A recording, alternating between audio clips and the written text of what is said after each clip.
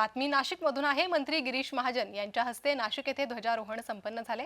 नाशिक विभागीय आयुक्त कार्यालयात गिरीश महाजन यांच्या हस्ते ध्वजारोहण करण्यात आलं। पालकमंत्री नसताना गिरीश महाजन यांना या ध्वजारोहणाचा मान नाशकात देण्यात आला। नाशिकमध्ये ध्वजारोहण गिरीश महाजन यांच्या हस्ते झालेलं आहे। प्रशासकीय अधिकारी यावेळी उपस्थित होते। पोलिसांकडून देखील ध्वजाला सलामी देण्यात आली। उत्साहात नाशिकमध्ये हा ध्वजारोहण सोहळा संपन्न झालेला आहे। मंत्री गिरीश महाजनांच्या हस्ते ध्वजारोहण करण्यात आलं। नाशिकच्या पालकमंत्री पदाचा देखील वाद कायम आहे। नाशिकचा पालकमंत्री कोण होणार याबद्दल अद्याप सरकारकडून कोणतंही नाव जाहीर करण्यात आलेलं नाही।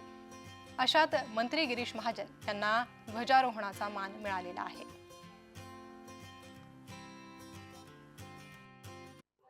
नाही, गोदावरीचा विषय अतिशय महत्त्वाचा आहे। त्यासाठी आपण बघितलं तर 1.5-2 हजार कोटी रुपये खर्च करून आपण एसटीपी प्लॅनला सुरुवात झालेली आहे। टेंडर ते चालू आहे, वर्क ऑर्डर झालेली आहे।